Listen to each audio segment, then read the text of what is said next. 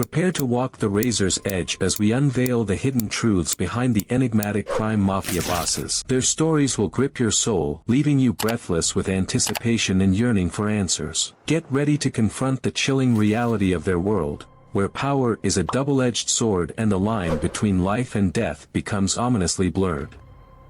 Number 10 on our list is Benjamin Bugsy Siegel. Bugsy Siegel was born in Brooklyn, New York, in 1906 as the son of Jewish immigrants. At a young age, he extorted local shop owners to pay him protection money. Later on, Bugsy became a hitman for the Italian and Jewish Mafia and co-founded Murder Incorporated, responsible for many assassinations at the time. In 1936, Bugsy moved to California, where he started socializing with Hollywood celebrities while running a racketeering and gambling business. He opened up the first casino on the Las Vegas Strip, the Flamingo, on behalf of East Coast mobsters. However, he crossed them over, and they ordered a hit job on him, ending his life at only 41.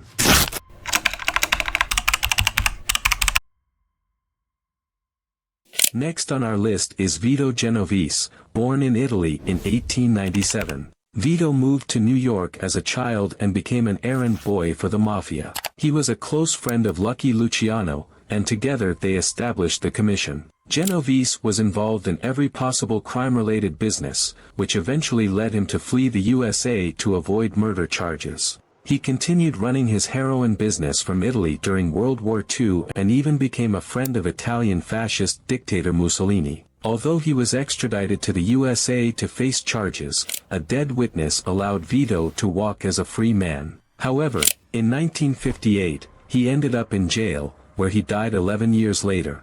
Coming in at number 8 is Francesco Castiglia, better known as Frank Costello. Born in Italy in 1891, Frank moved to New York at an early age and became deeply involved in the world of crime. He was a friend of Lucky Luciano and associated with Vito Genovese and Bugsy Siegel. Together, they ran a crime operation involving prostitution, gambling, and the drug business. In 1957, Frank was shot by order of Vito Genovese, who wanted to take his place. Remarkably, Frank survived, but his power was diminished. He eventually retired and enjoyed a peaceful life while maintaining the respect of Cosa Nostra's bosses. He passed away in 1973. Number 7 on our list is Samuel Mooney Giancana, widely known as Sam Giancana. Sam was born in 1908 as the child of Italian immigrants in Chicago. He became a member of the Chicago Outfit criminal organization in his early 20s, working for Al Capone.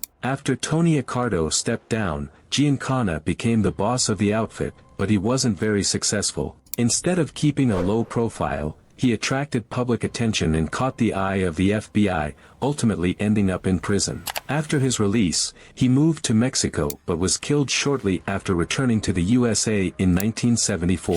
There were even speculations about his involvement in John F. Kennedy's assassination. Now, let's move on to number 6, John Gotti. John Gotti was a child of Italian immigrants, born in 1940 in New York. He had a notorious reputation, often getting in trouble due to his bad temper. By the age of 12, he was already working as an errand boy for the Mafia, the most dangerous criminal organization. Gotti's involvement in organized crime led him to prison several times, but in 1985, he ordered a hit on crime boss Paul Castellano and took his place in running the organization. Gotti earned the nickname Teflon Don, as the feds couldn't stick any charges on him. However, he was finally arrested in 1992 and sentenced for numerous crimes, eventually dying in prison in 2002.